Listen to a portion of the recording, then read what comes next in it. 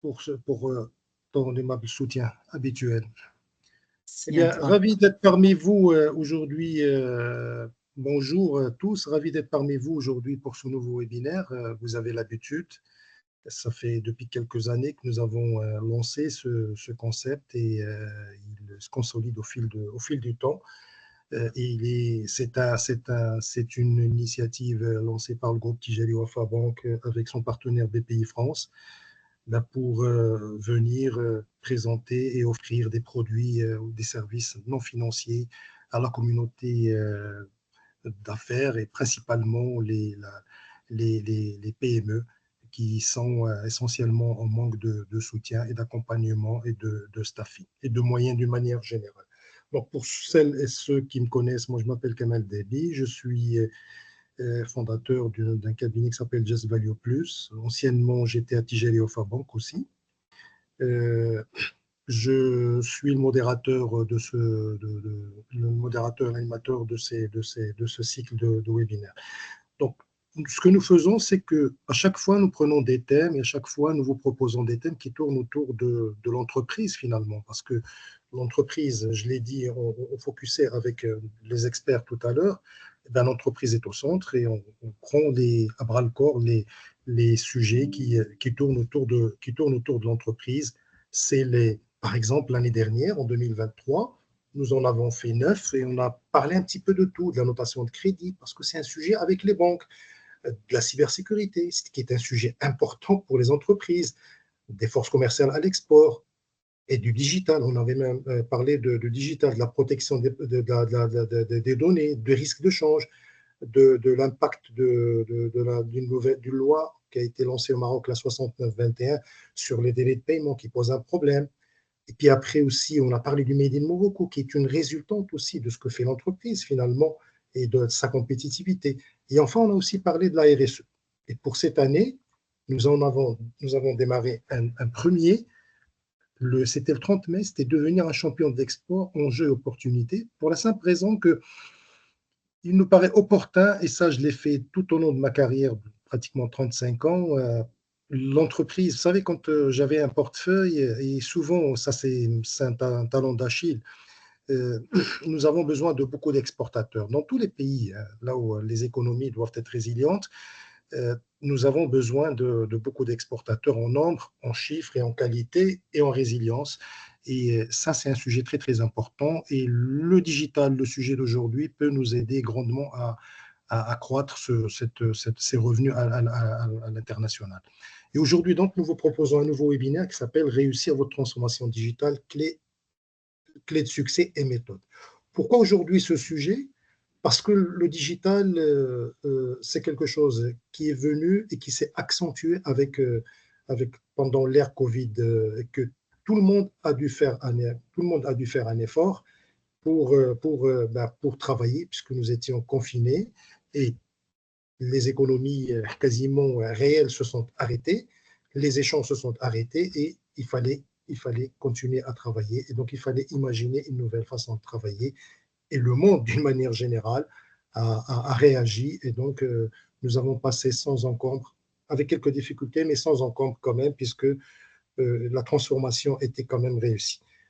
À partir de ce moment, les entreprises ont commencé à travailler sur ce sujet. Les entreprises ont engagé globalement un virage digital. Et de l'aveu des sondeurs, les PME engagées dans la transformation digitale auraient environ 2 fois plus de chances d'être en croissance. Ça veut dire d'avoir de la croissance et d'assurer plus de revenus. Et 80% de ces PME ont amélioré leur relation client, d'une manière générale, leur relation partenariale et leur scope. Et in fine, la transformation digitale, elle a ouvert de nouvelles perspectives pour les entreprises, notamment les PME qui nous intéressent aujourd'hui, mais a fait émerger aussi des défis et des enjeux auxquels ces entreprises doivent faire face. Quand on veut être vitré, quand on veut être dans le digital, il y a ce qu'on appelle les prérequis, et les experts reviendront sur ces sujets en fond et de fond en comble. C'est l'organisation, les process, les produits et services, les SLA, la culture data. tout ça, ce sont des choses, la culture des ressources humaines, le travail en groupe, la communication, la culture client, la culture partenaire d'une manière générale, tout ça a fait que l'entreprise doit sortir de sa zone de confort. Et puis, la productivité, elle se pose avec ces insights, ces KPIs qui commencent aujourd'hui à donner des choses beaucoup plus précises. Et donc, ça met tout le monde devant des situations qu'il faut gérer tout simplement avec une véritable conduite de changement, des compétences et de la gouvernance. Et enfin, et ce n'est pas le moins intéressant, il y a un sujet aujourd'hui, mes amis, que je veux partager avec vous, mais les experts le savent mieux que moi, c'est cette émergence de l'IA, de l'intelligence artificielle, qui commence aujourd'hui à se propager un peu partout. Il n'y a pas un jour, peut-être, il n'y a pas sur 10 sujets, l'intelligence artificielle revient peut-être 6 ou 7 fois. Avec aussi ces nouveaux concepts, ces solutions smart et ainsi de suite. Et enfin, un dernier sujet qui est important aussi, euh, moi, c'est ma conviction, et je pense que vous la partagez avec moi, c'est quand on veut transformer quelque chose, il faut qu'on soit dans l'immersion. Et l'immersion, elle est importante, c'est l'impact positif de tout cet écosystème. Aujourd'hui, nous avons la chance d'avoir avec nous 4 intervenants de grandes institutions. Hein. Nous avons BPI France, qui est une force de frappe que je ne vous présente plus, l'Agence de développement du digital, Tijari Wafa Bank, et Manageo, qui est une start-up qui s'est largement développée sur ces sujets.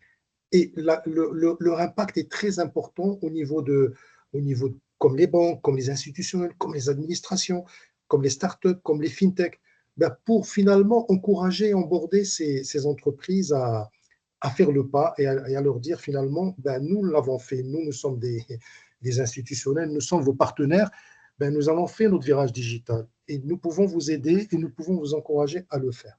Tout ceci, je le dis, je le répète, nous le faisons dans un contexte assez particulier parce que nous sommes dans un contexte où il y a encore des tensions au niveau mondial. Hein, je parle sur le plan macro, avec des tensions géopolitiques qui sont connues, avec cette inflation donc, qui commence à être un petit peu maîtrisée, ces taux directeurs qui avaient été augmentés pour juguler justement l'inflation, mais qui ont quand même fait du mal aux entreprises qui sont en mal de trésorerie. Donc chez nous, par exemple au Maroc, on a eu la bonne surprise il y a de ça 2 semaines ou une semaine de voir que la Banque centrale a dévissé d'un quart de point, qui sera non sans conséquence sur le BFR des entreprises. Et sur le plan macro, il y a aussi des améliorations, mais qui méritent d'être soutenues et d'être confirmées dans le temps. Sans plus tarder, nous aurons le plaisir de compter parmi nous aujourd'hui 4 intervenants experts. Nicolas Silberman, directeur de la Digital Factory de BPI France, Madame Rita Benatman, qui est chef département transformation digitale de l'économie, agence développement digital, ce qu'on appelle ADD, vous devriez connaître. Madame Nawar Salak, qui est product manager digital entreprise chez Groupe Tijari Wafa Bank. Et enfin, Sius Fumrini, le jeune Fougo Fumrini, qui est CEO de Manageo. Nous vous proposons à peu près 45 à 50 minutes de présentation des intervenants, chacun dans sa partie. Et puis par la suite, nous vous proposons à peu près un échange d'équivalent du temps de 40 à 45 minutes. Mais le plus important pour nous, c'est que vous profitiez de l'expertise des experts qui sont avec nous, de poser toutes vos questions au niveau du chat. Nous ferons un plaisir et un devoir de répondre à vos questions. Et surtout, que ça soit interactif. Si vous avez des échanges, vous avez un point, n'hésitez surtout pas au niveau de la chatbox à nous faire part de cette remontée.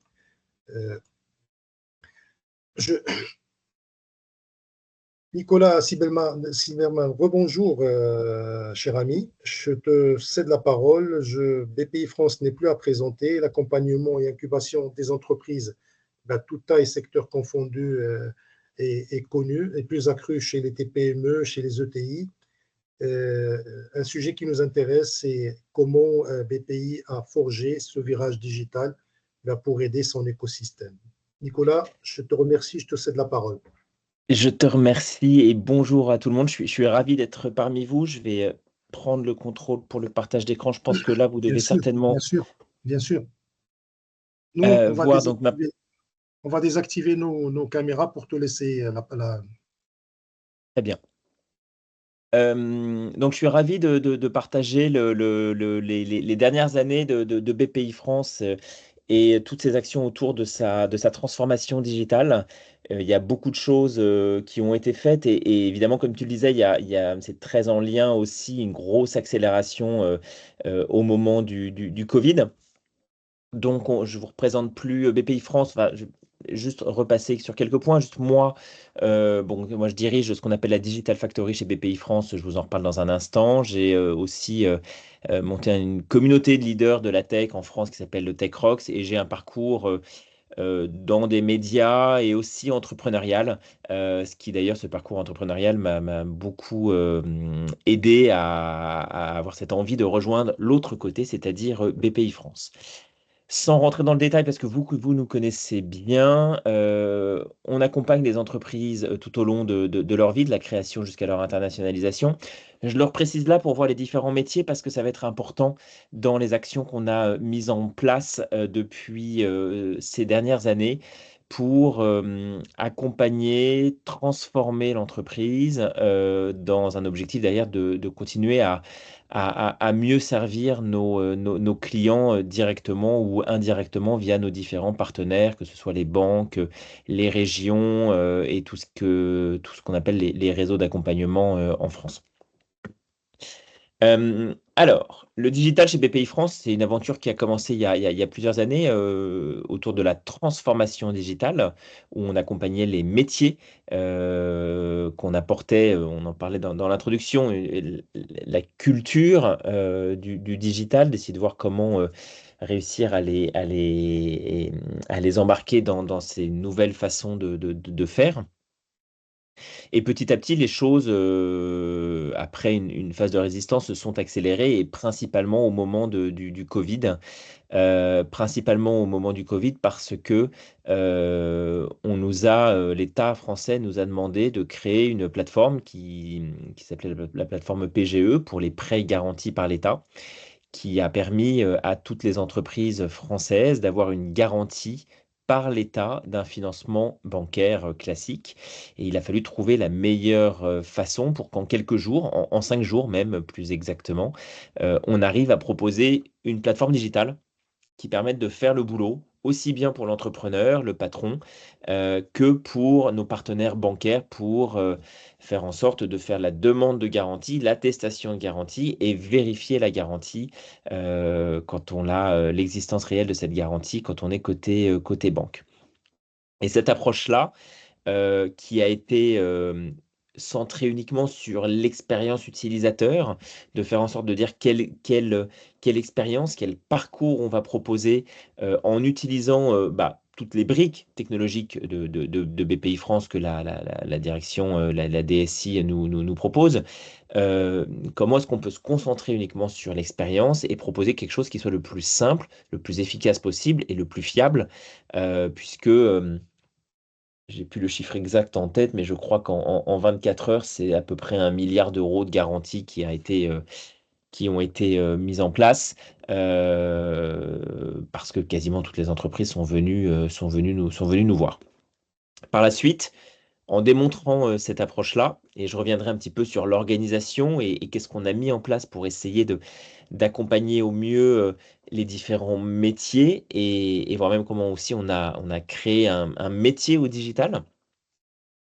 On a pu accélérer, avoir des financements, des budgets plus importants, une croissance importante aussi en termes de nombre de collaborateurs pour le digital, puisque le digital est une direction qui est indépendante de la direction des systèmes d'information, de la DSI, euh, justement pour essayer d'avancer et de travailler fortement sur cette culture qui va être très orientée client et voire même cette obsession du client, de l'utilisateur que l'on a au quotidien. Donc petit à petit, les choses se sont accélérées d'année en année, euh, avec aussi bien la création d'un produit bancaire 100% en ligne, ce qu'on appelle les prêts flash, qui permettent aux TPE, aux PME de faire des demandes de financement de plusieurs dizaines de milliers d'euros jusqu'à 75 000 euros via un parcours 100% en ligne avec un objectif de décaissement rapide. Et quand je dis rapide, c'est dans les 7 à 8 jours pour ensuite apporter des notions de services complémentaires sur tous les outils de ce qu'on appelle des banques en ligne, même si on n'est pas une banque au sens évidemment compte courant ou crédit consommation, mais pour vraiment toute la vie et la relation que nos clients peuvent avoir avec nous, comment leur simplifier les choses, comment leur apporter des contenus, des services, comment les accompagner. Quand je vous reprenais les métiers de BPI France juste avant, il y a l'accompagnement, comment on les aide à faire des diagnostics sur le climat, sur la cybersécurité, comment on leur apporte vraiment des choses et comment on leur permet de gagner du temps parce que bah, quand ils vont sur nos outils, ils font ça le soir, le week-end, souvent en dehors des périodes d'ouverture des bureaux de nos agences, de notre réseau, et doivent clairement, parce que le reste du temps, ils ont leur boulot, leur entreprise à faire, à tenir. Et puis évidemment, depuis cette année, une grosse accélération sur les sujets autour de l'intelligence artificielle. Il y a beaucoup de choses qui sont testées de notre côté, où on commence à voir un peu d'ailleurs les résultats de cette transformation digitale, où on arrive à embarquer les métiers sur des questions d'impact utilisateur. Je ne vais pas rentrer dans le détail, mais juste pour vous dire que le digital, c'est plusieurs directions qui sont regroupées. Je vais vous en reparler un petit peu après, c'est ce qu'on appelle la direction métier, en lien avec les métiers classiques traditionnels de BPI France. Et ensuite, on a d'autres directions, dont la mienne, la Digital Factory. La Digital Factory, c'est le regroupement des développeurs, des équipes produits, des équipes design, des équipes data spécifiques au digital et de toute la partie cloud, sécurité et delivery. Et enfin, une direction pilotage. Je reviendrai aussi un petit peu dessus parce que cette direction métier et cette direction pilotage sont deux points importants dans ce qui, selon moi, selon nous, a fait a été moteur dans cette transformation. Alors, pour revenir justement sur la direction métier, les pilotes métiers, les pilotes digitaux chez BPI France. On a créé cette direction au sein du digital qui va regrouper 12 pilotes digitaux qui chacun sont rattachés à des métiers de BPI France, que ce soit des métiers dans les 7 que je vous ai présentés ou des métiers plus transverses, plus support, qui vont avoir un double rattachement au digital et dans leur métier d'origine. Et l'idée, c'est de faire en sorte qu'ils soient vraiment ce relais, qu'ils aient aussi bien la connaissance de leur métier, de leur direction d'origine, que de la culture, des sujets, des difficultés, des enjeux et des objectifs côté digital, faire en sorte qu'il y ait un lien qui soit fort, et aussi faire en sorte d'apporter cette culture dans leur direction, de s'assurer de leur diffusion, de l'adoption de, de, de, de tout ça au sein de leur direction. C'est un point assez majeur parce que on va leur demander d'être, ces pilotes digitaux, d'être extrêmement proches de mes équipes produits, des product managers, qui eux sont des product managers au sens des produits digitaux, euh, et qui vont former un binôme business et produit extrêmement fort pour pouvoir, je le dis souvent, déplacer des montagnes au quotidien, mais donc comprendre les enjeux d'un côté ou d'un autre, et avancer ensemble, prendre les bonnes décisions, et réussir à faire en sorte de mettre en place, de comprendre les priorités, les enjeux, de découper, de faire les choses progressivement et de se concentrer de diffuser vraiment cette obsession qu'on a de l'utilisateur et non pas juste de l'intime conviction que des métiers traditionnels peuvent avoir en disant oui, je pense qu'il faut faire ça, il faut un écran comme ci, avec ça, alors même qu'on va d'abord essayer de se concentrer sur, mais réellement, factuellement, quand on interroge nos clients, quand on regarde leur usage, de quoi on parle. Assez rapidement, parce que c'est pas le sujet aujourd'hui, mais on a quand même aussi construit beaucoup de choses. On a créé un socle marketing digital qui était extrêmement important dans une meilleure compréhension, un meilleur usage au quotidien de toute la data en termes d'usage et de la connaissance client.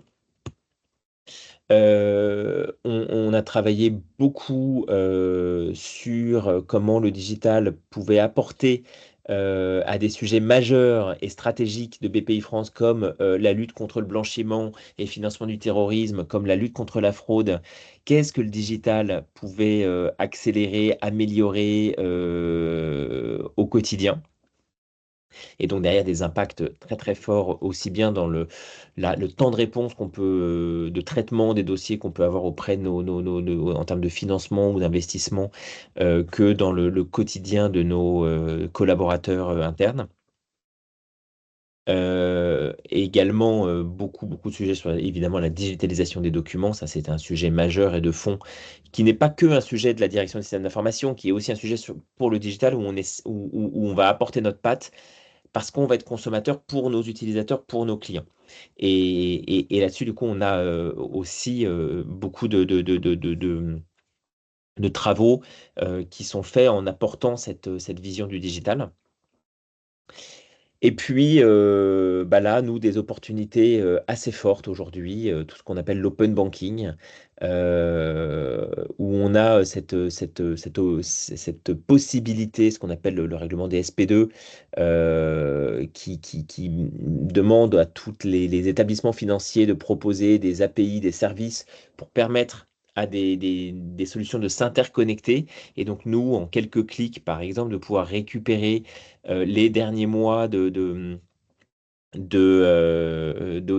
bancaires et de relevés bancaires, et donc d'avoir une vision, une analyse beaucoup plus intéressante en termes de risque, mais aussi en termes d'accompagnement, d'outils qu'on peut proposer pour voir un petit peu aussi calculer, les aider, nos entrepreneurs, à calculer un prévisionnel ou à faire d'autres choses. Bref, leur apporter des usages qui soient intéressants pour eux dans le cadre de la relation qu'ils ont avec nous au BPI France.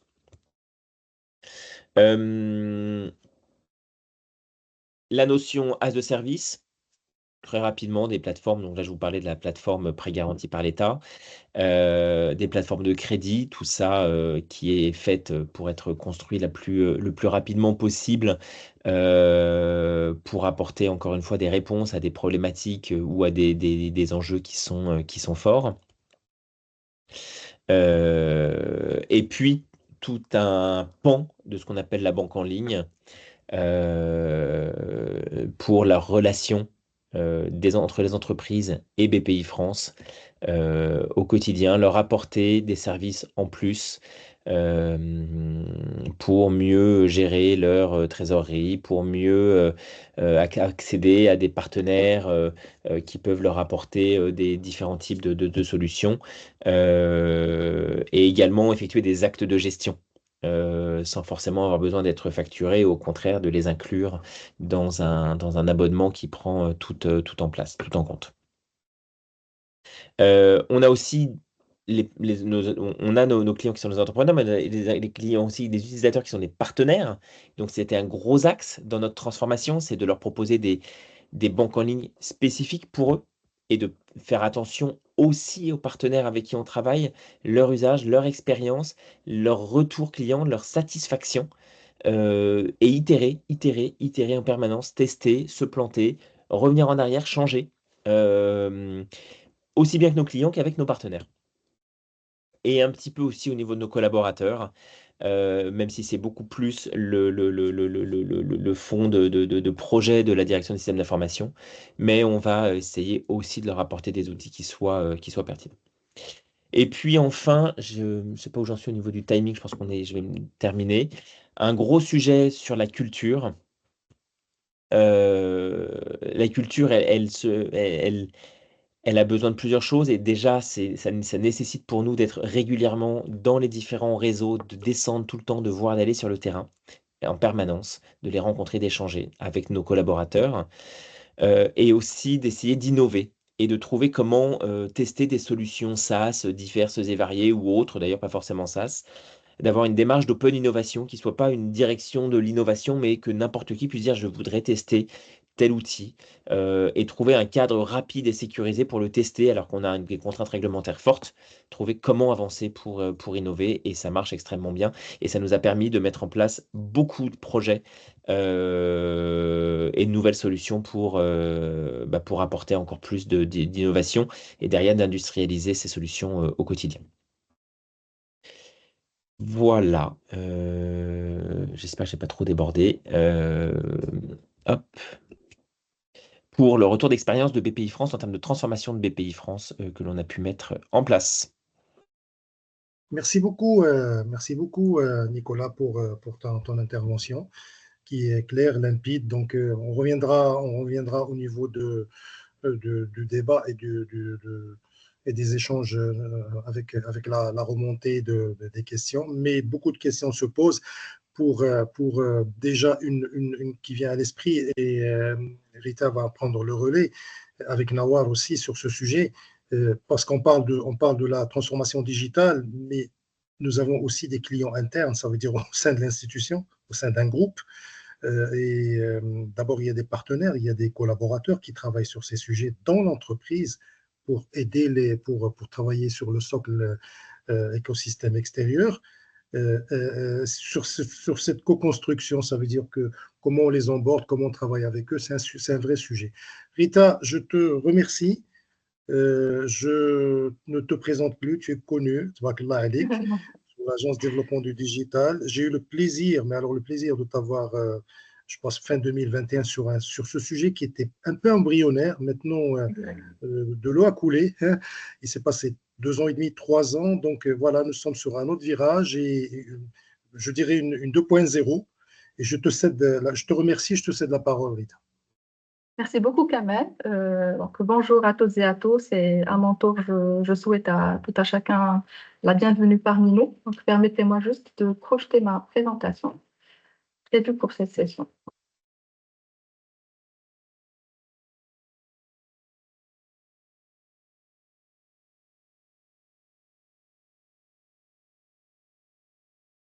Alors, est-ce que vous voyez mon écran?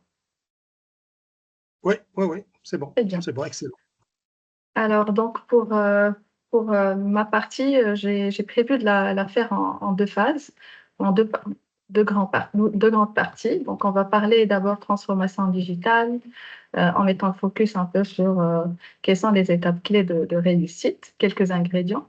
Et puis, je passerai pour présenter l'ADD pour ceux qui ne la connaissent pas, avec un focus sur ce qu'on fait en gros pour la digitalisation des PME. Alors, si je vous dis le 30 novembre 2022, est-ce que cette date vous rappelle un événement particulier?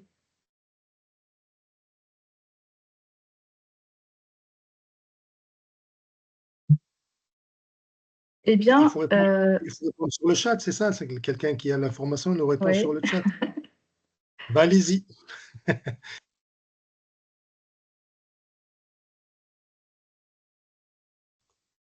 Il y en a qui a marqué lancement de ChatGPT. Exactement, tout à fait, Kamel. Donc, effectivement, cette date a marqué justement le lancement ou la sortie de ChatGPT qui effectivement était en fait a marqué le commencement ou bien le début de l'IA générative de manière générale. Et donc, Kamel l'a bien dit lors de sa présentation, l'IA est devenue un peu, on en entend partout, elle est là et elle est là pour rester. Et on ne cesserait voilà, de voir sur l'actualité que l'IA promet des opportunités pour différents types d'organisations. Et là, j'ai une citation de monsieur ou professeur Andrew Ng, qui est professeur à Stanford, mais également créateur de Google Brain, qui dit que l'IA is the new electricity. Et en fait, l'IA, tout simplement, est ce qu'a été l'électricité pour les industriels après la vapeur.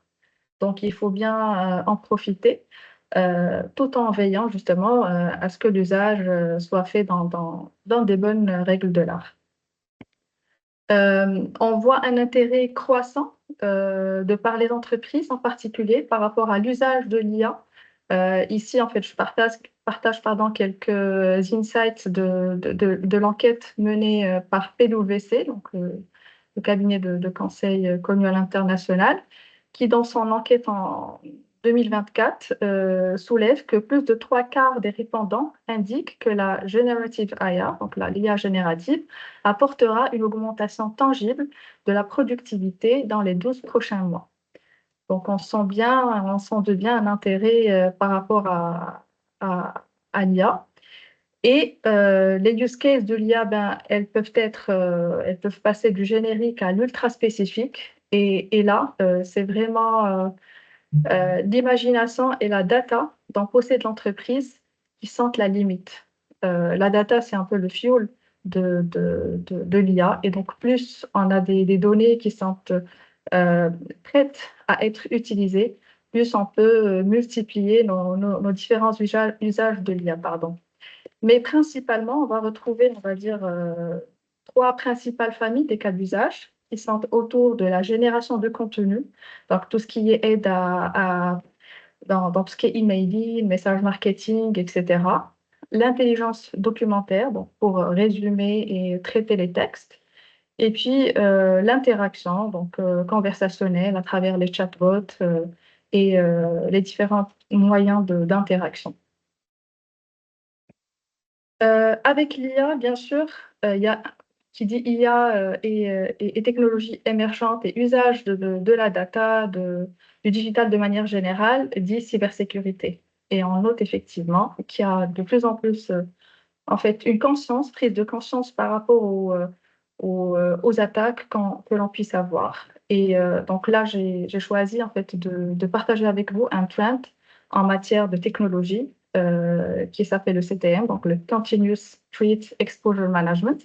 C'est une approche proactive pour faire face en fait aux différentes attaques, etc. qu'on peut avoir. C'est un concept qui est développé par Gartner. Et donc, en gros, c'est une approche en 5 étapes qui, de manière continue, donc, expose des systèmes dont on dispose à des attaques simulées afin d'identifier au fur et à mesure les vulnérabilités et les faiblesses. Donc, vous pouvez en savoir davantage donc, en partant sur le site de Gartner.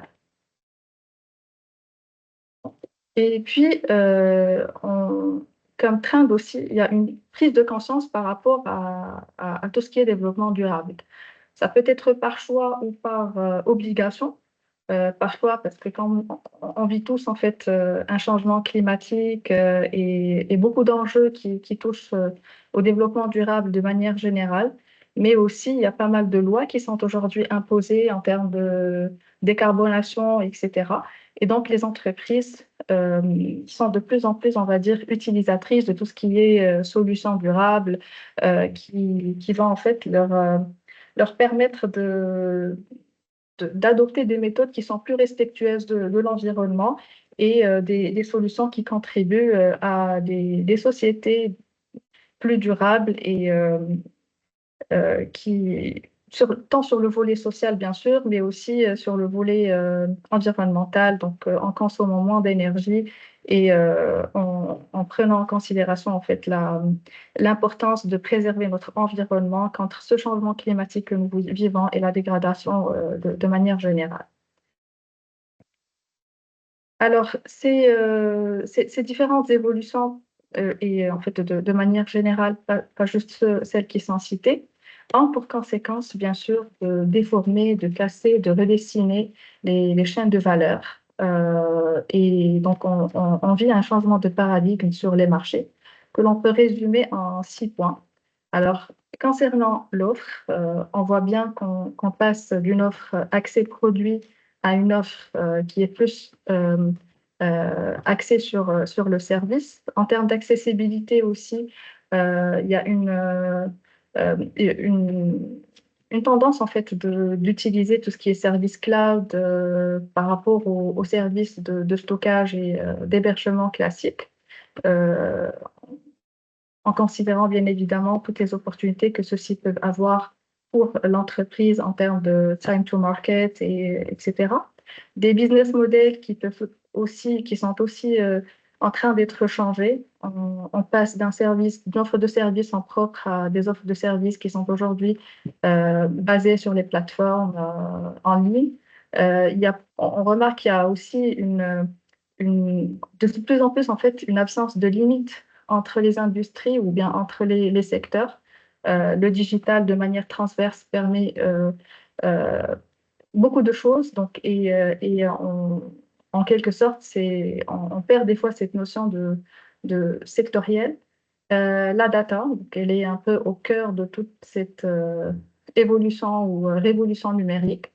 Et puis enfin, en ce qui concerne le client, donc, on voit bien en fait que le digital permet d'élargir ses frontières et donc on peut rapidement en fait passer d'un positionnement B2B à un positionnement beaucoup plus large et donc B2C.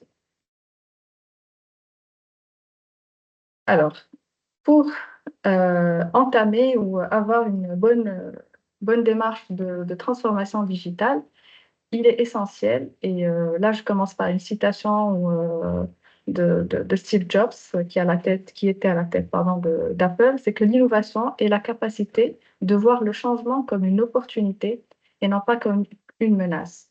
Et donc il est essentiel en fait pour toute personne qui veut se transformer, et j'insiste sur le mot transformer parce qu'il ne s'agit pas que de se digitaliser ou d'informatiser. Il est nécessaire en fait d'avoir une approche qui soit axée sur l'opportunité et les solutions, et d'oublier un peu cet esprit qui est axé sur les ressources. Et donc, concrètement, il va falloir, en fait, faut pas hésiter à se remettre en question par rapport à la situation actuelle, comment est-ce que je peux améliorer, avoir une volonté de croissance, de proposer de nouvelles initiatives et d'innover constamment. Et puis, bien sûr, ne pas avoir peur du changement, mais plutôt le percevoir comme une opportunité, tout en créant donc un environnement qui stimule la créativité et l'innovation. Les piliers de la transformation digitale, de manière un peu académique, sont les suivants. C'est-à-dire il faut d'abord et avant tout avoir une vision claire des objectifs par rapport à ce qu'on souhaite avoir et aussi par rapport à ce qu'on souhaite réaliser comme objectif. Et puis avoir une stratégie. Aujourd'hui, c'est essentiel d'être user-centric pour cibler en fait davantage les besoins de sa clientèle. Et puis, data-driven. La data doit être au centre de sa stratégie. Il faut vraiment penser et réfléchir data. Les outils sont essentiels, bien évidemment, pour accompagner cette stratégie. Et par outil, je veux dire, bien sûr, tout ce qui est technologie.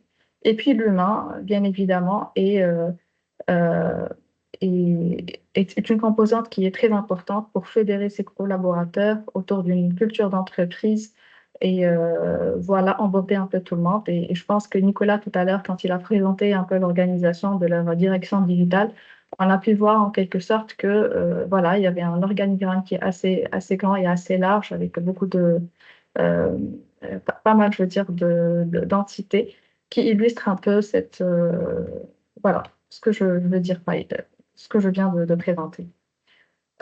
Pour les étapes en fait ou la démarche à suivre, il est essentiel bien sûr pour avoir une vision de faire le diagnostic d'abord sur l'existant pour bien mesurer sa maturité, où est-ce qu'on en est, et puis avoir une idée sur ce qu'on souhaite faire.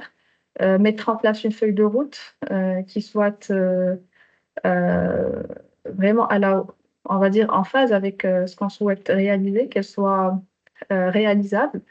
Et le plus important, en fait, c'est d'y aller pas par pas, de bien choisir, bien sûr, ces outils qui vont accompagner euh, voilà, cette démarche, de déployer donc, les nouveaux process et puis de garder un œil sur ce qu'on fait et un esprit d'analyse et des, voilà, des checks par rapport aux différents indicateurs.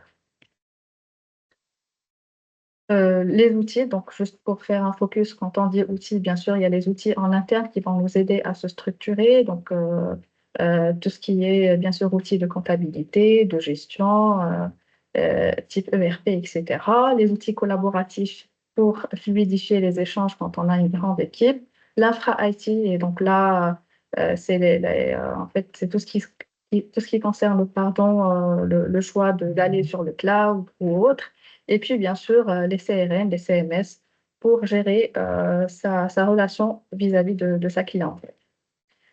Juste pour résumer, donc, à ne pas commettre pour réussir, en fait, c'est pas vers la digitalisation, c'est de ne pas considérer l'existant. Il faut aller partir de ce qu'on a déjà, de confier le projet au service informatique. Il ne faut pas faire l'erreur de se dire que la transformation digitale, c'est l'informatisation. C'est une transformation avant tout qui englobe beaucoup plus que le volet outillage et informatique. Et ne pas commettre aussi l'erreur de ne pas impliquer suffisamment la direction, le top management enfin, et les RH. Ne pas être très ambitieux, mais avoir une feuille de route qui soit bien structurée et qui soit réalisable. Et puis, on n'aura peut-être pas l'occasion de faire tout en même temps, mais y aller doucement et pas par pas, former son personnel et ses collaborateurs. Et puis, voilà, comme j'ai dit, donc de ne pas se limiter à tout ce qui est technique. Alors, j'arrive à notre agence. Donc, l'ADD, comme vous le savez, a été créée donc, en 2017, mais les premières équipes, on va dire, se sont constituées concrètement en 2019. On est sous la tutelle aujourd'hui du ministère de la Transition numérique et de la réforme de l'administration. Et nous sommes un établissement public qui a pour principale vocation d'exécuter la stratégie de l'État en matière de digitalisation. Alors, nous avons bien sûr une feuille de route qui est structurée autour d'un certain nombre de piliers, à savoir le smart gouvernement, l'inclusion digitale, développement humain et l'écosystème digital et innovation, avec des piliers importants qui sont la génération digitale, la réglementation, l'infrastructure et la confiance et la culture digitale.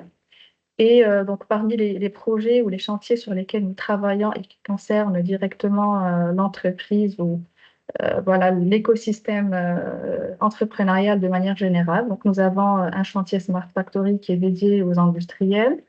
Nous travaillons également sur la promotion de l'écosystème IA au Maroc à travers un certain nombre d'initiatives qui sont mises en place. Et nous avons un chantier que j'ai voilà, voulu détailler aujourd'hui, c'est le chantier Digital PME, qui concrètement aujourd'hui est, on va dire, déployé à travers la mise en place d'une plateforme. Et là, j'arrive donc à la slide, j'y arriverai donc à la slide d'après. C'est une plateforme Mukawala Rakmiya qui propose un système d'auto-évaluation de la maturité digitale gratuite, ouverte à toute entreprise qui souhaite faire son premier diagnostic et savoir où est-ce qu'elle en est, quels sont ses points faibles par rapport donc, à tout ce qui est digitalisation. Et donc, qui permet aussi d'avoir un premier rapport de recommandation taillé selon le secteur, mais également la taille de l'entreprise. Et l'objectif, en fait, de cette plateforme étant bien évidemment, et dans un premier temps, de sensibiliser à travers un premier kit donc, que nous offrons, qui permet donc de prendre conscience de ce dont on a besoin si on veut amorcer sa transformation. Et aussi, donc, voilà, son offre de valeur s'articule également autour de tout ce qui est sensibilisation, en organisant également des séminaires, des webinaires, des masterclass sur des thématiques qui sont assez importantes et clés pour la PME de manière générale.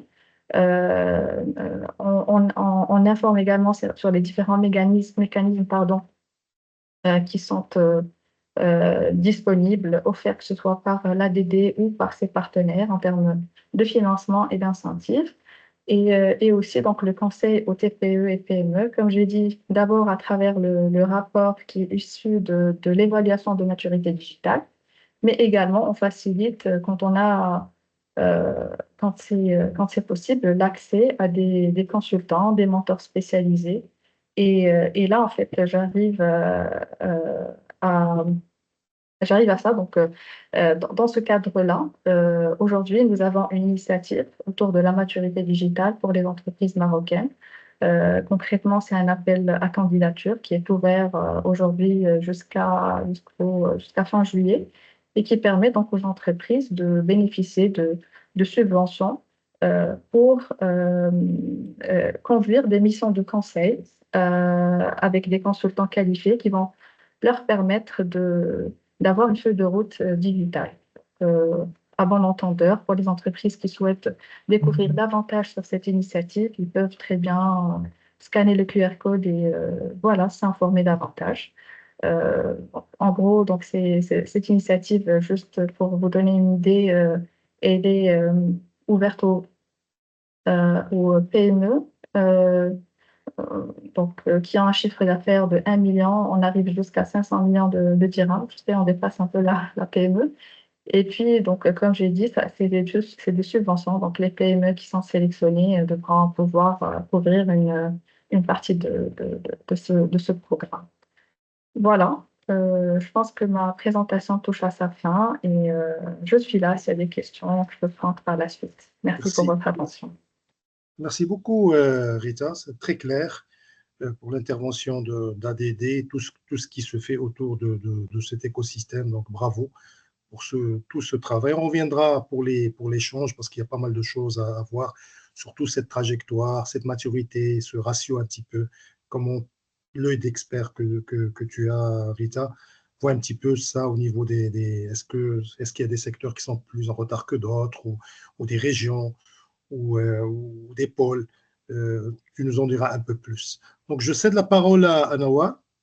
Nawar, rebonjour. Bonjour. Rebonjour, Nawar. Eh bien, ravi de t'avoir parmi nous. Nawar, c'est Tijari Wafa Bank avec toute sa force de frappe. Bravo. Tout ce qui se fait autour du digital, donc on en a un goût, hein, nous, le grand public déjà, et les entreprises. Et je te cède volontiers la parole, Nawar. La parole est à toi. Merci Kamel, je suis très ravie et honorée d'être parmi vous. Merci aux participants aussi. Alors, permettez-moi de partager l'écran.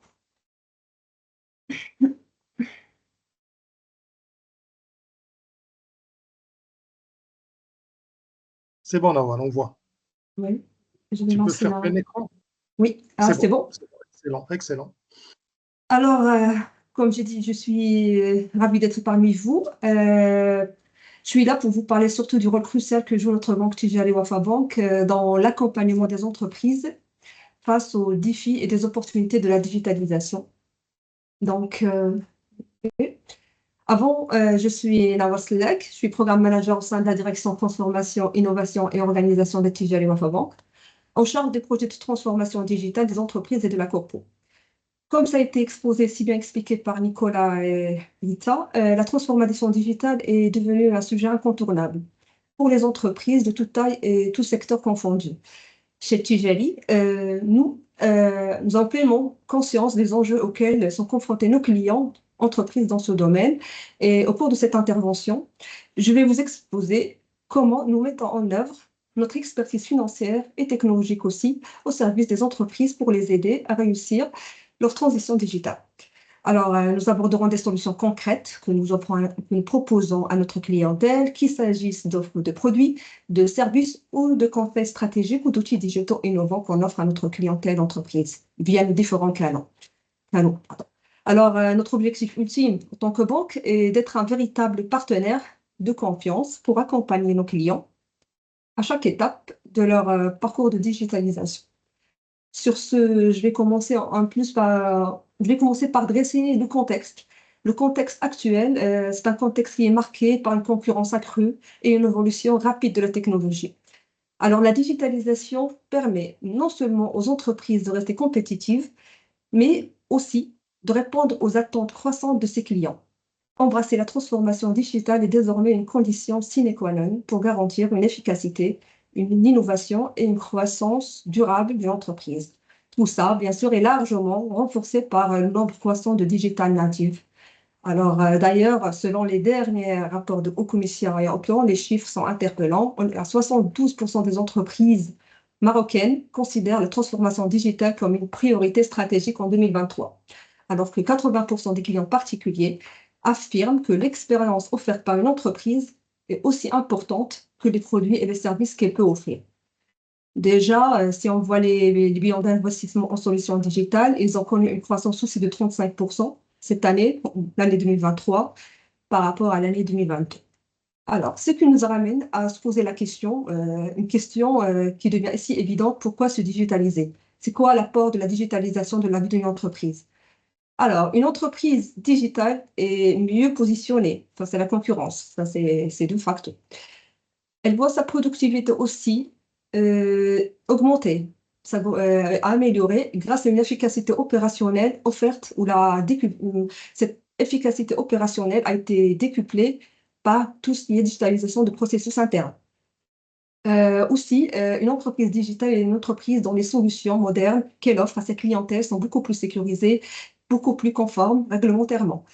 La digitalisation aussi va permettre, là, c'est un retour terrain que la banque recule toujours dans le cadre de ses réunions avec les clients, c'est que la satisfaction client est confirmée et soutenue. La satisfaction client est confirmée et soutenue grâce à une expérience client améliorée et optimisée qu'offre la digitalisation. C'est-à-dire que la digitalisation, comme elle met le client au centre de ce tournement, donc le client, il est toujours celui qui bénéficie, le client final, que ce soit une entreprise ou un client particulier, c'est celui qui bénéficie à terme de ce qu'offre la digitalisation. Donc, en améliorant la qualité de service, bien sûr. Alors, un avant-dernier point, c'est qu'une entreprise digitale aussi est une entreprise qui s'adapte rapidement aux nouvelles évolutions technologiques. On est dans un monde VUCA où les changements sont inattendus et comme vous avez parlé du ChatGPT qui est venu révolutionner le monde, et il y en a d'autres choses qui vont venir incessamment. Donc, cette digitalisation de l'entreprise va pouvoir ramener un changement ou là, un changement de direction rapide et de directive très rapide avec une agilité qui sera accrue. Alors, aussi, sur la partie communication, les entreprises digitales voient leur canal d'amélioration bien amélioré, c'est-à-dire qu'il y a un suivi multicanal, tout canal confondu pour l'entreprise. Il y a aussi un ciblage plus précis des messages qu'elle essaie d'envoyer à ses clients. Donc, de tout ça, tout ce contexte-là a fait que nous, à Tijari, on a essayé dès 2019, alors chez Tijari, et autant qu'acteur déjà leader à l'échelle nationale et majeur à l'échelle africaine, nous étions conscients des défis pour représenter la transformation digitale et nous avons essayé de travailler sur ce volet-là, pas essayé effectivement, mais on a lancé depuis 2019, dans le cadre d'un plan stratégique à l'échelle du groupe, une approche globale qui permette de mesurer et accompagner les entreprises à chaque étape de ce processus crucial de digitalisation. Cette approche a été opérationnalisée à travers deux leviers majeurs. Il va être un peu sommaire sur les deux leviers pour dire que le premier levier consiste à la mise en place d'un plan de transformation digitale visant à réinventer notre offre et aussi nous imposer comme l'une des banques leaders du digital à l'échelle de l'Afrique.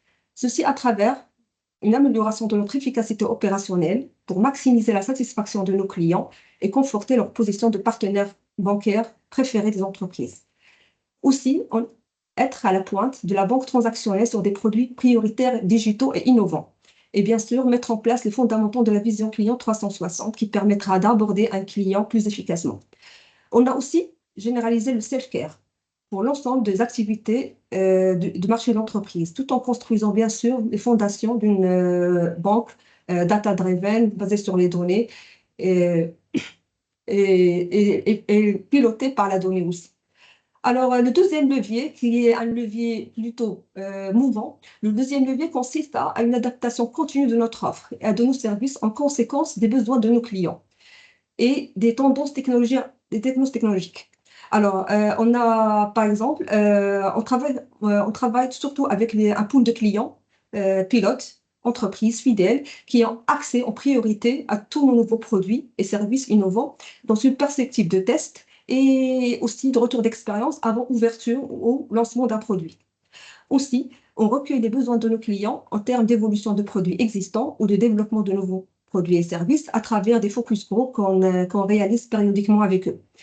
Et bien sûr, tout ça ramène que notre feuille de route stratégique vis-à-vis de l'équipement de nos clients entreprises et on adapte et en changement continu en fonction de leurs besoins et de leurs remontées.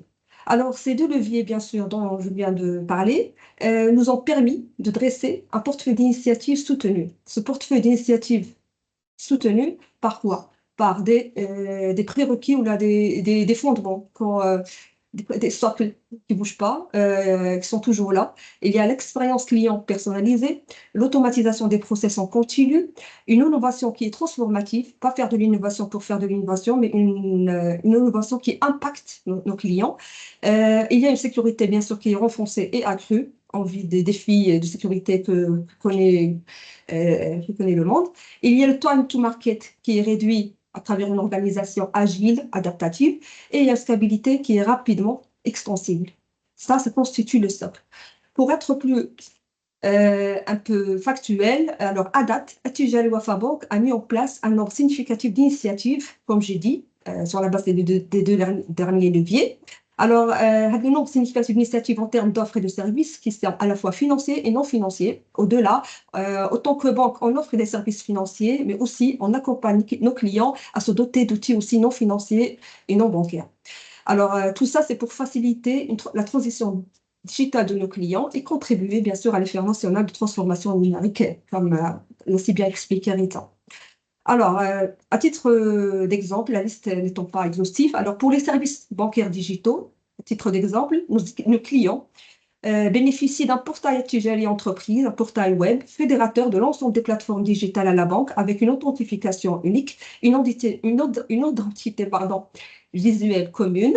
Alors, ces portails proposent une vue et une expérience personnalisée et sont enrichis par des services financiers et non financiers et sur mesure et à forte valeur ajoutée.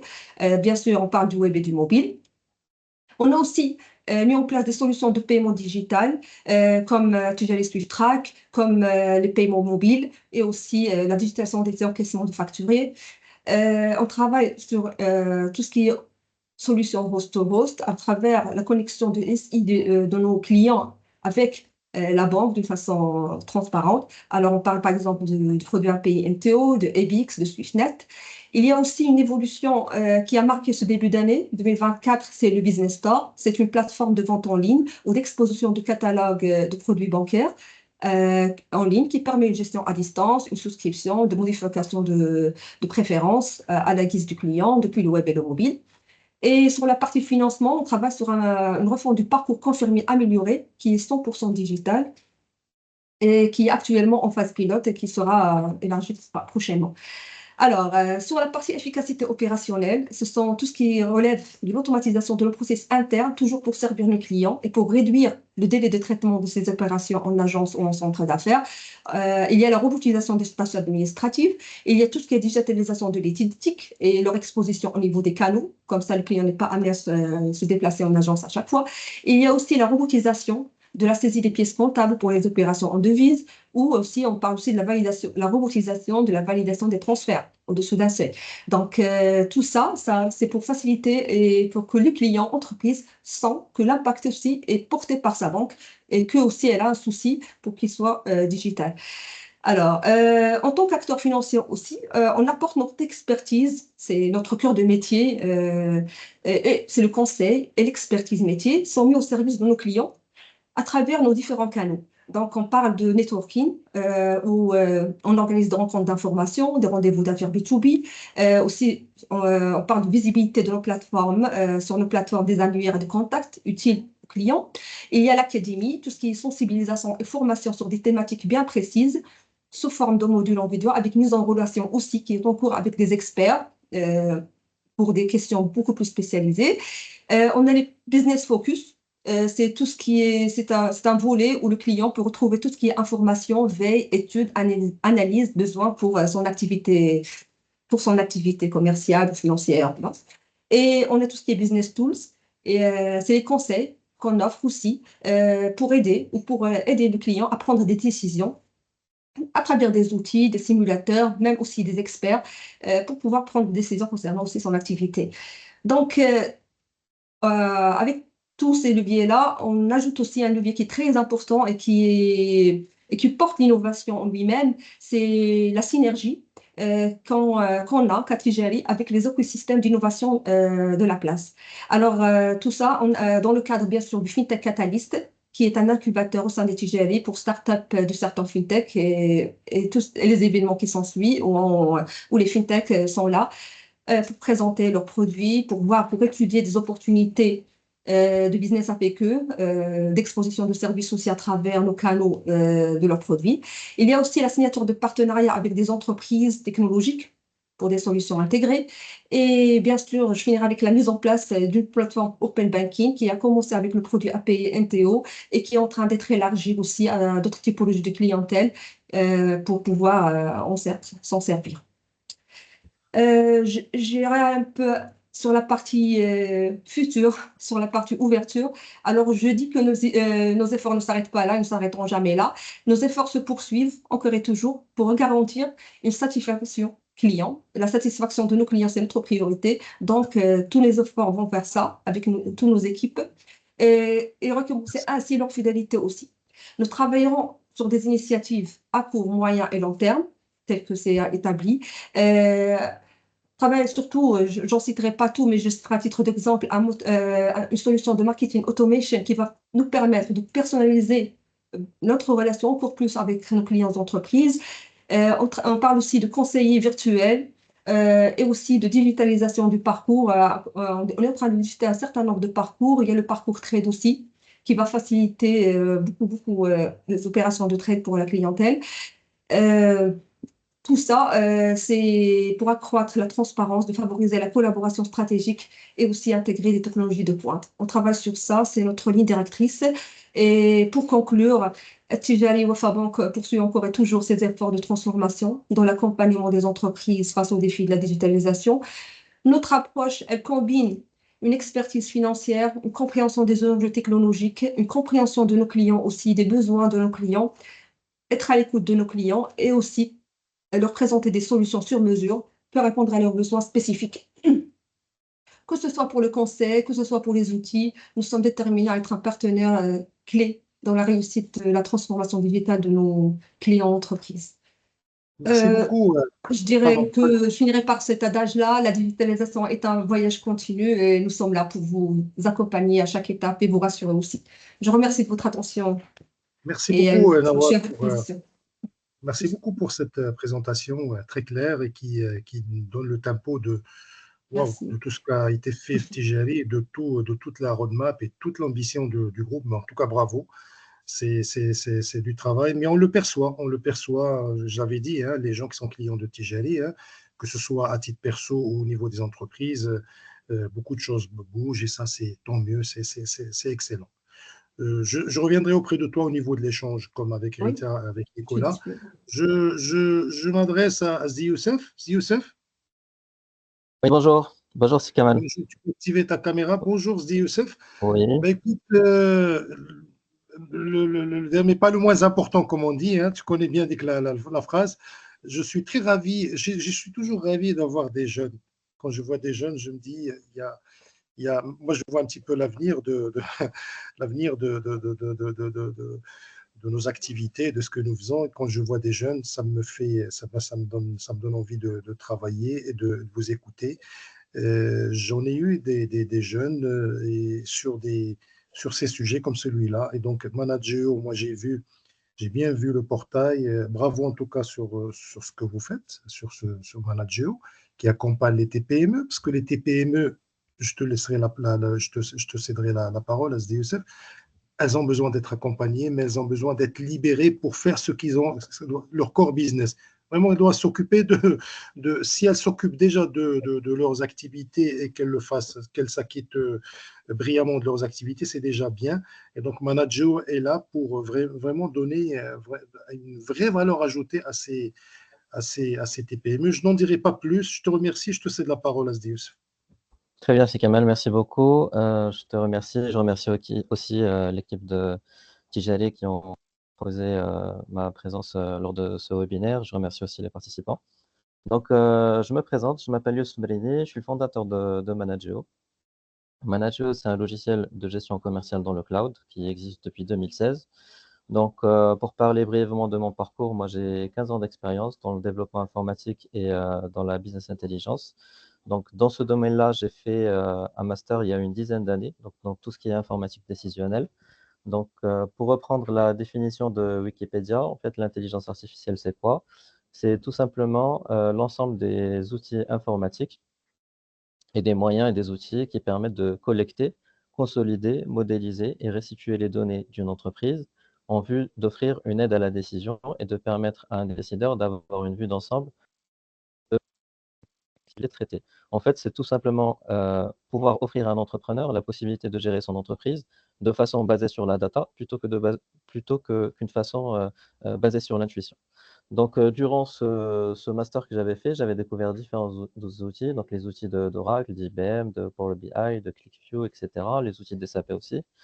Et en fait, j'avais remarqué que c'est des outils qui ressemblent, qui offrent ce genre d'interface avec des indicateurs de performance et des rapports qui sont adaptés et simples à comprendre et pertinents, et qui en plus présentent ça par fonction. C'est-à-dire qu'un directeur commercial ne va pas voir la même chose qu'un gestionnaire de stock, il ne va pas voir la même chose qu'un directeur RH ou qu'un directeur des achats. En fait, ces outils, ils sont très, très bien. Ils offrent une valeur ajoutée, incommensurable pour les grandes entreprises. Mais malheureusement, pour les petites entreprises, il y a rien qui existe puisque ces logiciels-là, ils sont très complexes et les petites entreprises, elles n'ont pas accès à ces solutions qui souvent coûtent des millions de dirhams et qui souvent aussi prennent plusieurs mois, voire des années pour mettre en place pour le cas de très grandes entreprises. Donc, en fait, nous, notre mission chez Manajo, ça a vraiment été de ramener l'ERP, donc le logiciel de gestion intégré et la business intelligence, ramener ça à la taille d'une très petite et d'une petite et d'une moyenne entreprise, marocaine dans un premier temps et africaine dans un deuxième temps, puisqu'on est via une filiale à Abidjan depuis 2019. Donc voilà pour dire pourquoi on a créé Manageo. Donc c'est vraiment, on est là pour répondre aux défis que rencontrent les PME dans leur gestion quotidienne. Aujourd'hui, nous sommes une équipe de 12 personnes réparties entre 3 bureaux, donc Casablanca, Marrakech et Abidjan. Alors, je partage avec vous quelques chiffres concernant la petite et moyenne entreprise. Comme vous le savez tous, le tissu économique marocain, mais pas que au Maroc, dans tout pays développé, c'est constitué majoritairement de petites et moyennes entreprises. Au Maroc, c'est 99% du tissu économique qui est constitué de petites et moyennes entreprises. Ces entreprises-là représentent ou créent plutôt 76% des emplois au Maroc. Donc, les TPME, c'est 76% des emplois. On a 86% des entreprises qui réalisent un chiffre d'affaires inférieur à 3 millions de dirhams et 7% qui réalisent un chiffre d'affaires entre 3 et 10 millions de dirhams. Donc, si on additionne les deux, ça fait plus de 93% des entreprises qui font un chiffre d'affaires inférieur à 10 millions de dirhams. Et enfin, vous avez une entreprise sur 3 qui ne dépasse pas le seuil des 5 premières années. Alors pourquoi? Parce qu'elle rencontre énormément de défis. Donc là, on a une liste non exhaustive, mais principalement, ces entreprises-là vont rencontrer des difficultés de gestion financière, donc des difficultés à gérer le flux de trésorerie. Ils vont rencontrer des difficultés en relation avec la gestion administrative et comptable, donc les erreurs de saisie, les erreurs qui sont dues à des processus manuels, la complexité de gestion. On a souvent les entrepreneurs qui ne viennent pas forcément du domaine de la finance et de la comptabilité, donc quand ils sont amenés à gérer une entreprise, il va y avoir beaucoup de difficultés, surtout lors du démarrage. On a des problématiques liées à la technologie et la transformation digitale, du fait que les outils qui sont disponibles, justement, les outils modernes, sont souvent soit chers, soit complexes à intégrer ou la complexe d'utilisation. Des fois, on a des outils qui sont abordables en termes financiers, mais quand on va présenter ça aux équipes, aux utilisateurs finaux, ils vont se rendre compte que c'est assez complexe d'utiliser. On a les difficultés liées à la gestion de stock, à la concurrence et au positionnement. Donc justement, on a la pression sur les marges bénéficiaires dues à la concurrence qui est de plus en plus élevée. Les difficultés liées aux ressources humaines, à la gestion des talents, puisqu'on a de plus en plus de mal à recruter et retenir des talents qualifiés. Et enfin, on a tous les challenges liés à la compliance, c'est-à-dire On va avoir des nouvelles lois, des nouvelles régulations qui sortent chaque année avec chaque loi de finances. Et ces entreprises-là, elles vont avoir du mal à s'adapter parce qu'à chaque fois, c'est une gymnastique à créer dans les process. Donc aujourd'hui, nous, ce qu'on propose, la solution Manageo s'adresse vraiment à des entreprises qui ont au minimum une année, qui font un chiffre d'affaires entre 1 et 50 millions de dirhams. Donc on a des clients qui font jusqu'à 150 millions de dirhams, mais ça reste l'exception. On s'adresse à des entreprises qui ont au moins 2 collaborateurs, puisque c'est à partir de cette taille-là qu'on commence à avoir des soucis de visibilité, de partage d'informations, qu'on a besoin d'un outil collaboratif. Et enfin, on adresse secteur d'activité auquel aujourd'hui on répond parfaitement. Donc, on a le secteur des services, le secteur de la distribution avec la gestion de stock, le secteur de la communication avec un module de gestion de projet. Et enfin, on s'adresse aux petites et moyennes industries avec un module de gestion de la production tout simplement. Donc, aujourd'hui, ce qu'on propose à ces entreprises-là, c'est on répond à 3 principales problématiques. Donc, on a regroupé toutes les raisons qui font qu'un client va prendre Manageo. C'est soit parce qu'il a une problématique de visibilité, donc il n'a pas la visibilité sur la trésor, sur le stock, sur le chiffre d'affaires par commercial, sur la chiffre d'affaires ou sur la marge par produit, ce genre d'information qui est vital pour prendre des décisions. Ben, on gère l'entreprise avec des Excel ou avec des logiciels obsolètes, on n'a pas tout de suite l'information et on ne peut pas l'analyser avec la simplicité qu'on devrait avoir. On offre aussi à nos clients de pouvoir travailler sur leur performance, justement en offrant des indicateurs de performance et des tableaux de bord dans tous les sens. Donc, on peut analyser le chiffre d'affaires par client, par produit, par ville, par secteur d'activité, par famille de produits. On peut analyser la répartition des dépenses dans une entreprise. On peut voir les rapports de TVA, les rapports de recouvrement, ce genre de choses très facilement. Et enfin, on permet aussi aux entreprises de se développer, puisque Manageo, c'est un outil, mais par la force des choses, c'est aussi une méthodologie de travail. C'est-à-dire quelqu'un qui a une entreprise et qui souhaite déléguer, ou qui souhaite créer une filiale, ou qui souhaite créer d'autres entreprises, il va pouvoir mettre en place des standards, des façons de travailler. Tout le monde va se mettre à créer un devis de la même façon, à créer un client, une fiche client de la même façon, à envoyer des devis avec des modèles préétablis, et ainsi de suite. Les atouts principaux de Manageo, donc le slogan de Manageo, c'est simplement efficace. Ben, la simplicité pour nous, c'est un critère clé. On ne fait rien qui rend la plateforme complexe. Nos utilisateurs font sur Manageo ce qu'ils faisaient avant sur Excel. Donc, c'est vraiment une plateforme qui est ergonomique. Je peux même dire que c'est une plateforme qui est ludique. On s'amuse, on gère l'entreprise en s'amusant. On a des systèmes de couleurs partout. On peut importer, exporter des Excel dans tous les sens pour les gens qui avaient un historique auparavant. C'est une plateforme qui est modulaire, donc in fine, c'est un ERP, mais qu'au début, on n'a que la gestion commerciale, mais qu'on va aller activer les modules au fur et à mesure qu'on en a besoin. C'est une plateforme qui est 100% cloud, qui est sécurisée, qui est accessible sur votre téléphone, sur votre tablette, quand vous êtes au bureau, quand vous êtes en déplacement, etc. Alors, on offre aussi un accompagnement qui est personnalisé. On offre des formations à tous nos clients, on les accompagne, on forme leurs collaborateurs. On a aussi une série de tutoriaux qui est disponible sur YouTube pour que les utilisateurs puissent vraiment utiliser la plateforme de façon optimale. Les fonctionnalités de base dont Manageo, c'est le CRM, donc avec la gestion des clients, des prospects, des fournisseurs. On a toute la gestion commerciale, que ce soit la partie vente, que ce soit la partie achat. On a la gestion du stock, la gestion de la trésor, donc avec les dépenses, les recettes, le recouvrement et le rapprochement bancaire. On a la gestion du catalogue qui permet d'avoir un référentiel unique dans l'entreprise des produits et des services. On a la gestion de projet et donc, comme je disais, pour les industries, la gestion de la production. Alors, au fur et à mesure que nos utilisateurs se familiarisent et adoptent l'outil, ils ont la possibilité d'aller activer d'autres modules optionnels qui sont gratuits, notamment la gestion des notes de frais, la gestion des ressources humaines avec le suivi des congés, par exemple, des collaborateurs. On a le suivi de la trésorerie prévisionnelle, on a le point de vente et on offre surtout une panoplie de rapports qui sont prédéfinis, qui sont simples et compréhensibles, qui donnent vraiment une visibilité 360 degrés sur l'activité. On offre aussi plusieurs intégrations avec des systèmes tiers, donc ça va du plus simple, c'est-à-dire synchroniser la messagerie pour pouvoir envoyer vos devis et vos factures depuis la plateforme. On offre aussi une synchronisation avec le CMI, donc pour tous les clients qui sont adhérents au CMI, ils peuvent proposer à leurs clients de payer leurs factures par carte. Donc c'est comme s'ils envoient une facture avec un lien de paiement direct. On offre aussi une synchronisation des commandes et du stock avec WooCommerce, avec Shopify, avec PrestaShop et aussi avec Jumia, avec le Sales Center de Jumia pour ceux qui vendent également sur Jumia.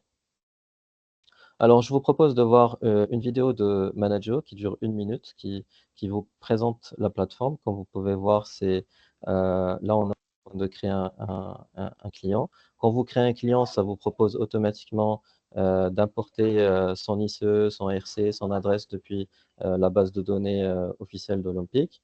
Vous avez la possibilité de créer des devis. Comme vous pouvez voir là, on crée des devis en rajoutant des lignes des produits. Vous avez les prix qui sont prédéfinis. Vous pouvez modifier les quantités, les TVA. Vous pouvez appliquer des remises par ligne, des remises globales. Donc, ça évite vraiment les erreurs de calcul dans les totaux, les remises, les retenues à la source, etc. Une fois que vous avez votre devis, vous pouvez le convertir en commande client ou le convertir en facture. Vous pouvez valider la facture, vous pouvez saisir un paiement, que ce soit partiel, que ce soit total. Donc, ça va vous sortir justement les différents rapports de recouvrement des encours clients. Là, comme vous pouvez voir, on est sur le tableau de bord, donc vous allez avoir des indicateurs dans tous les sens, vraiment pour prendre des décisions de façon quotidienne, de façon très intuitive. Vous pouvez mettre des filtres dans tous les sens. Comme je disais, importer, exporter les données. Là, vous avez votre facture en PDF. Vous pouvez personnaliser en mettant votre logo, en mettant votre papier en tête, modifiant les couleurs et ainsi de suite. Donc, comme je disais, tout l'intérêt est que la plateforme soit d'une simplicité, euh, pour tout le monde. Donc, on va parler rapidement des réalisations. Comme je disais, on est plus d'une dizaine de collaborateurs. On a plus de 1000 clients qui utilisent Manageo de façon quotidienne. On a des clients dans plus de 11 pays, donc principalement le Maroc et les pays de l'Afrique de l'Ouest. Et on a une satisfaction client de plus de 98%. Alors, pour le parcours client, donc comme je disais, c'est très très important. Il ne suffit pas de donner un outil à une entreprise pour qu'elle l'utilise. Donc nous, on a un parcours client qui est unique. Donc ça commence par la démonstration, on fait la démonstration au prospect. Une période d'essai pendant laquelle ils ont la possibilité d'utiliser la plateforme avec leurs collaborateurs. Une fois s'ils sont satisfaits de la période d'essai, on leur active le compte. On leur apporte aussi les données, que ce soit qu'ils aient un historique de devis, le catalogue, le stock, la trésor. On forme leurs collaborateurs. Ensuite, ils rentrent dans une phase d'exploitation. Donc, on la laisse pendant 1 mois jusqu'à 3 mois avant de les recontacter pour faire le point, pour s'assurer qu'ils utilisent la plateforme de façon optimale.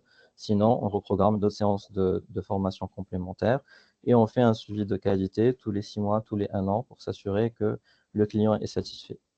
Donc, pour conclure aujourd'hui, les axes de développement de Manageo, c'est principalement le développement de nouveaux modules pour toujours répondre aux besoins de plus d'entreprises, ainsi que le développement de nouveaux marchés, donc développement de nouveaux marchés en concluant des nouveaux partenariats, que ce soit avec des structures d'accompagnement, avec des cabinets de comptabilité, mais également avec des banques. Donc, nous sommes en discussion actuellement avec Tijari pour voir comment on pourrait accompagner les clients professionnels de la banque.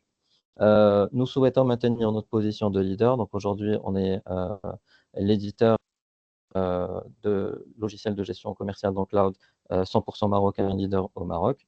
Nous engageons à maintenir cette position, donc en continuant à innover de façon constante, en offrant un produit et un service de qualité premium.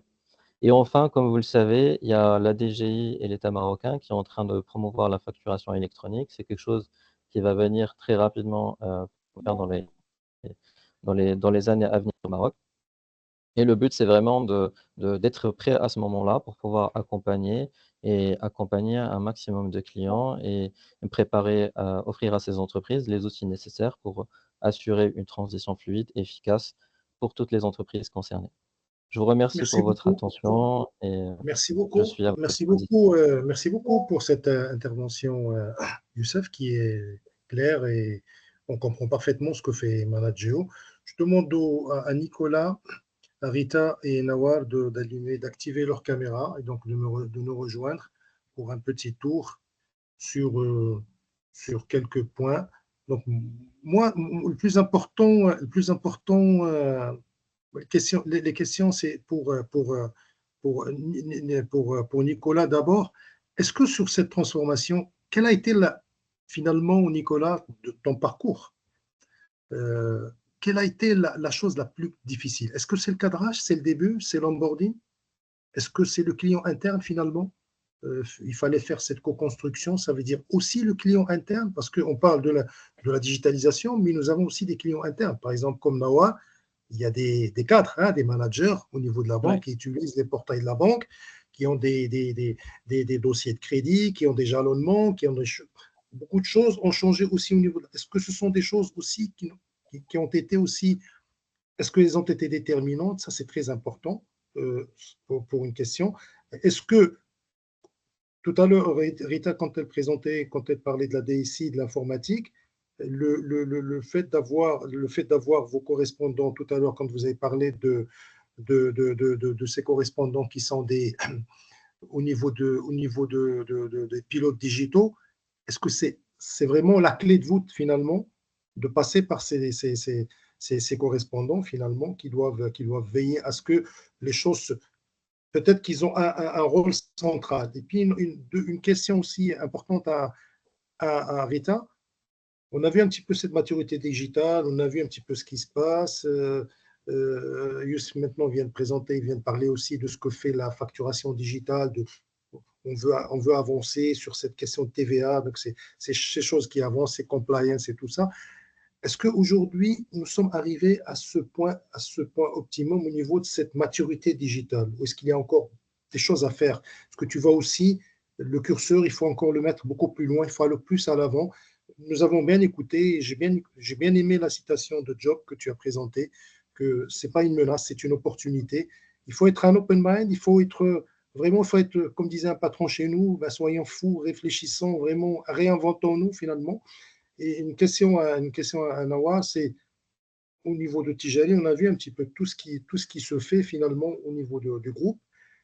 Quelles sont les prochaines étapes? Est-ce qu'on va intégrer davantage plus le client finalement dans l'expérience client? C'est qu'il va être finalement avec nous, ce client, il va commencer à faire son marché, comme on dit, faire sa demande et puis traiter, regarder, recevoir, avoir sa boîte comme une boîte où on lui dit, voilà, il est chez les engagements, il est tel quoi. Ça veut dire que vraiment, on va vraiment ouvrir vraiment le portail de la banque vers ses partenaires.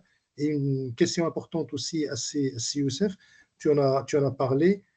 Aujourd'hui, toi qui accompagnes ces clients, moi j'ai vu 1000 entreprises, je t'espère au moins 5 ou 6 fois plus sur tout ce que tu fais là, au niveau de tous ces pays.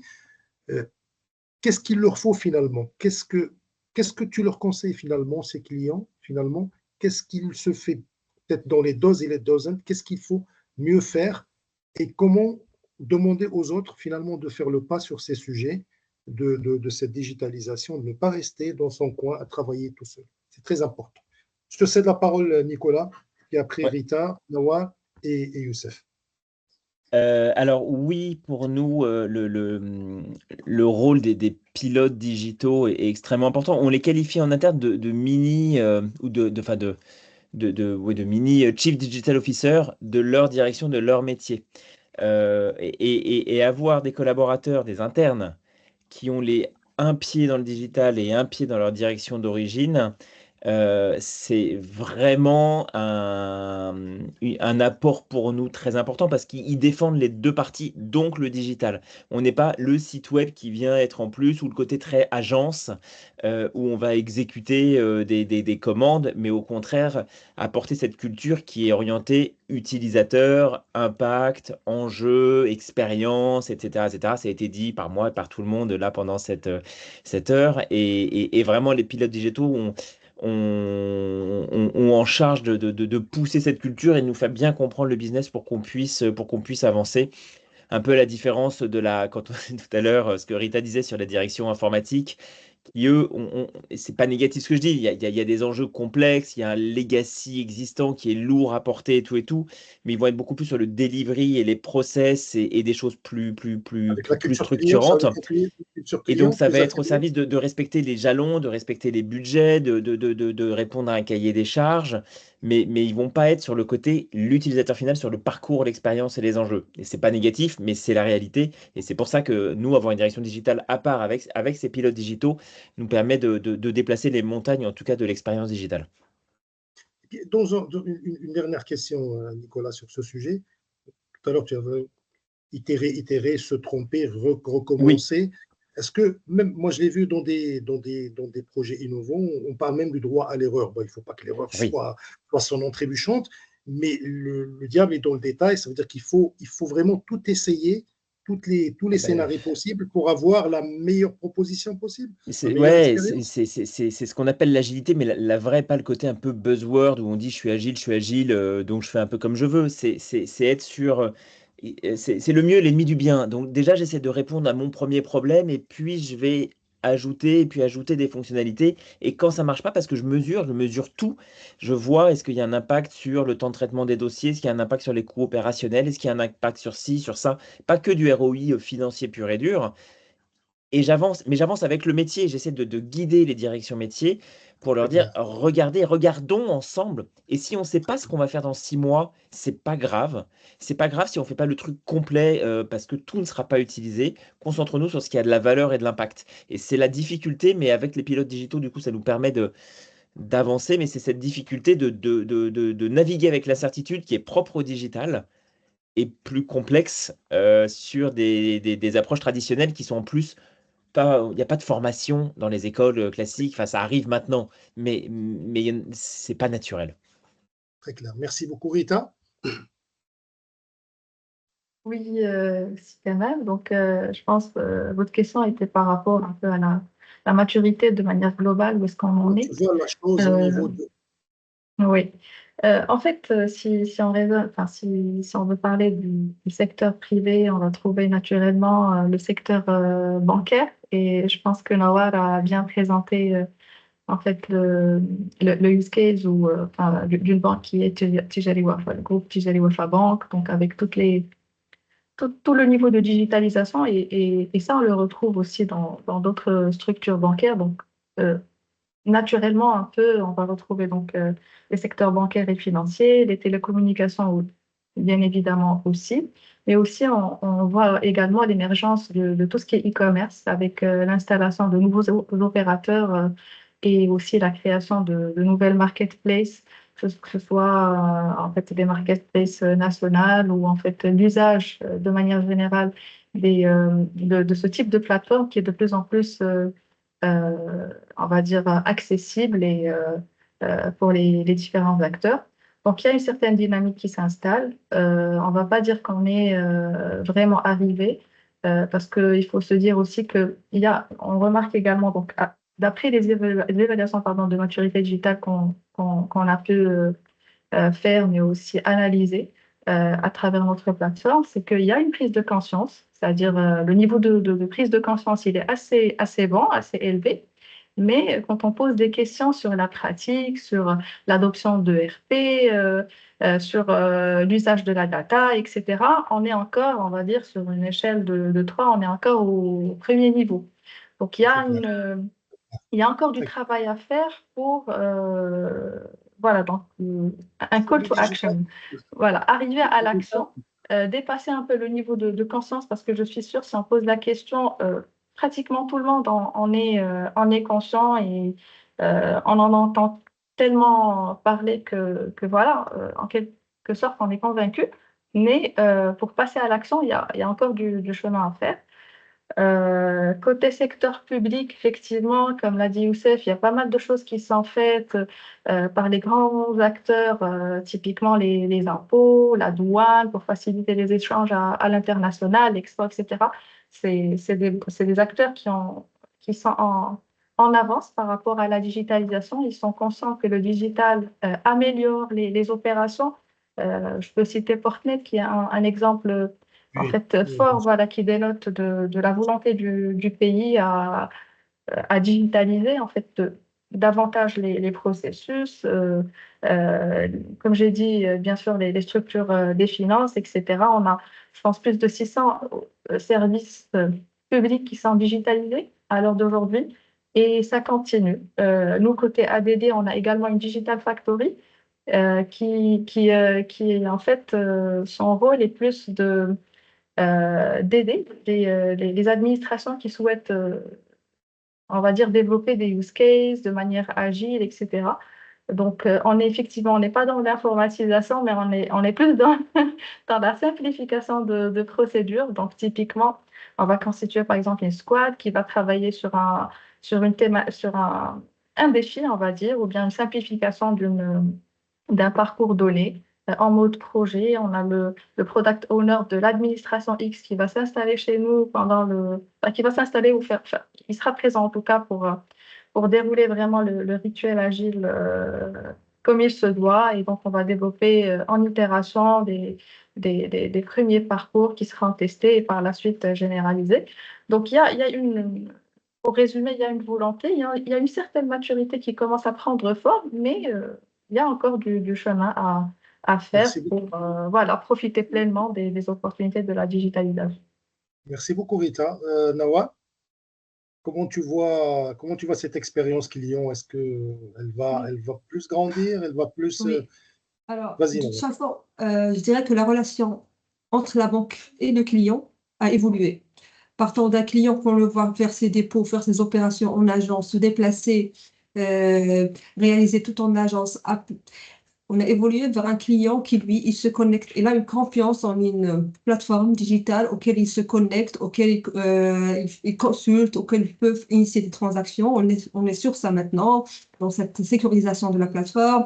On est sur ça pour digitaliser au plus Il les y a aussi une opérations question. bancaires usuelles. Je Oui, m'excuse. C'est aussi oui, une question aussi dans le oui. secteur bancaire. Ce qui freine la digitalisation, c'est le cadre réglementaire qui n'est plus adapté aux besoins actuels. Le process dans le secteur bancaire sont trop lourds. C'est Qassem Seb qui dit ça. On Oui, confirme? non, c'est ce que je dis. Je dis que maintenant, on a essayé d'établir une relation digitale qu'on a enrichie en fur et à mesure. Là, on est passé plutôt à la digitalisation de process, c'est-à-dire suite à ce type de retour-là, qu'on a identifié un certain nombre de process non digitaux qui prennent beaucoup plus de temps qu'avec la digitalisation. Le délai du traitement, ni en agence, ni pour le client, a été réduit innombrablement. Donc, de toute façon, c'est cette relation-là qui est en train d'évoluer. Je ne dis pas qu'elle va évoluer comme ça, à la baguette magique, mais elle va évoluer en travaillant ensemble avec nos clients Non, pour aboutir. cette relation Oui, s'équilibre finalement, parce qu'à un certain oui, moment, on disait, bon, oui, la relation devient, comme on dit, le triple, ça veut dire compétitive, équitable et durable. Finalement, ces clients sont mieux considérés, sont plus visibles, et donc les entreprises ne sont plus dans la frustration au niveau des traitements, oui, ils dans les sont délais. écoutés. Ils sont écoutés. C'est pour ça que je voulais ajouter aussi que nos clients sont impliqués dans nos processus de projet aussi, de conduite de projet. C'est-à-dire qu'un projet, le portefeuille projet ou la feuille de route digitale est établie suite à des focus group avec notre clientèle entreprise. Il y a une Elle est attente. adaptée. Le marché, il réalise des focus group à type hebdomadaire pour réadapter ce qui est à réadapter, pour remonter les alertes ou les réclamations s'il y en a par rapport à un dysfonctionnement au niveau d'un parcours. Là. Donc, on est dans un process continu, interactif, on n'est pas là cloisonné. Et aussi, je voulais ajouter aussi que cette relation-là est amenée à évoluer avec l'exploitation de la donnée client et tout ce qu'offre l'IA. Donc, on sera un peu aller vers le client au lieu que lui a besoin de nous. Déjà maintenant, on travaille sur offrir des outils qui ne sont pas bancaires à destination du client. Dans Youssef, on a parlé, c'est-à-dire exposer des services non bancaires pour aider nos clients entreprises à évoluer. Donc, un client, une PM ou une TPE-PM ou là, qui a du mal à acquérir un logiciel de comptabilité, la banque elle-même pourra lui offrir ça dans son package digital et ça sera plus bénéfique pour le client. Et pour Très la clair. banque, ça sera une ouverture vers d'autres horizons de développement aussi avec sa clientèle, ce qui renforcera aussi il renforcera le relationnel et va aider l'entreprise à évoluer. Merci Donc, beaucoup. Youssef, la parole est à toi sur la question. Moi, je voudrais savoir, toi qui vois un petit peu avec Manageo tous les flux, parce que la relation, c'est le nerf de la guerre, c'est les flux. sais, quand il y avait le Covid, il y avait ce PGE en France et chez nous, le crédit Covid, c'est pour ne pas arrêter les flux interentreprises et ne pas casser les chaînes de valeur. Est-ce que tu vois qu'avec le digital, la montée du digital, les flux sont plus sécurisés, c'est plus renforcé chez les entreprises que tu suis? Est-ce qu'il y a une satisfaction, il y a un pilotage meilleur? Je te laisse la parole à Zeus.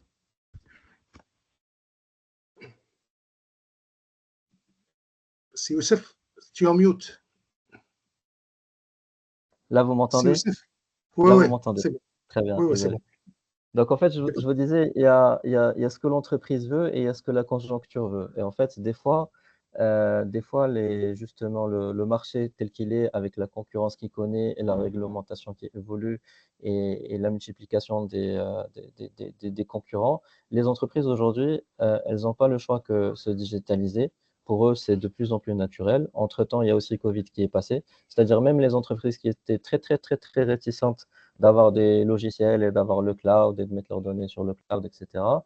Pendant Covid, ces mêmes personnes-là étaient à la recherche de solutions justement pour pouvoir généraliser le télétravail parmi leurs équipes et de pouvoir assurer la continuité de l'activité. Aujourd'hui, on a aussi la nouvelle génération d'entrepreneurs. C'est-à-dire aujourd'hui, nous, quand on part pour faire plus de 1000 clients, on a dû voir des milliers de prospects d'entreprises chez qui on a été et avec qui on a discuté. Et en fait, la nouvelle génération d'entrepreneurs, pour eux, c'est quelque chose d'évident. C'est évident qu'eux, ils veulent des outils pour gérer les différents aspects de l'entreprise. C'est-à-dire, aujourd'hui, personne ne va imaginer gérer des campagnes digitales sans avoir un CRM. Personne ne va imaginer gérer une facturation sans avoir un logiciel de gestion de facturation. Ils ont besoin de logiciels pour faire du mailing. Ça veut Ils ont dire qu'on besoin. est on est dans le champ, on est dans la vision Oui, 360, on est, on va on est graviter autour obligé. de beaucoup de choses. Aujourd'hui, on est obligé. Il y a aussi la pertinence de ce qu'apporte l'intelligence artificielle aussi. C'est-à-dire qu'aujourd'hui, les entrepreneurs, je ne sais pas s'il y a encore des gens qui n'utilisent pas ChatGPT aujourd'hui dans leur quotidien, que ce soit pour la rédaction des contrats, la rédaction des emails, la rédaction des propositions d'offres, les présentations, etc. On a dans des outils comme le nôtre, aujourd'hui, il y a des entreprises à l'étranger qui sont dans des marchés où l'open banking est plus avancé que le nôtre, qui sont arrivés à un stade où aujourd'hui, ils proposent un CFO powered by IA. C'est-à-dire on a le, si on veut, le responsable administratif et financier de la boîte, c'est de l'IA qui, en fonction des données et des flux, justement, comme vous disiez, qu'il reçoit, que ce soit les flux bancaires, les flux de paiement, les flux des commerciaux, les devis qu'il crée, les propositions, les remises qu'il octroie, il analyse la répartition des charges et il vous dit, bah voilà, dans cette entreprise, voilà toutes les optimisations qu'il faut faire, voilà les promotions à faire sur les produits qui sont vendus, voilà les clients sur lesquels il faut aller faire du recouvrement tout de suite, et ainsi de suite. Donc, c'est vraiment vers là qu'on se dirige et c'est dommage de se priver de tout ça. C'est très clair. Nous, on a aussi intérêt, c'est-à-dire que nous, on se développe avec nos clients. Il ne suffit pas pour nous d'avoir beaucoup de clients, mais nous, ce qui est encore mieux que d'avoir beaucoup de clients, c'est de voir nos clients se développer. Parce que plus nos clients se développent, plus ils ont des besoins et plus on peut les accompagner C'est clair, sur ces bien besoins-là. sûr, bien Euh, sûr. donc, C'est win-win. donc, le vrai challenge pour nous, c'est de vraiment de mettre à disposition de nos utilisateurs les outils les plus performants possibles qui répondent à leurs besoins sur l'ensemble de la chaîne de valeur, mais gérer l'entreprise. Mais C'est très parce clair. que gérer l'entreprise, c'est gérer les clients, gérer la relation avec les fournisseurs aussi, la relation avec les collaborateurs en interne, la relation avec la banque justement, la relation avec le comptable et la relation avec l'État aussi. Donc, c'est vraiment fournir l'outil le plus simple, le plus performant pour avoir tout ça en un seul endroit et la façon la plus optimale possible. Merci beaucoup, Youssef. Un mot de conclusion, Youssef. Je commence par toi. Si tu devais Euh, conclure, un mot. pour ceux qui n'ont pas de logiciel, visitez Managio. Merci beaucoup. Merci beaucoup. Rita, un mot de conclusion.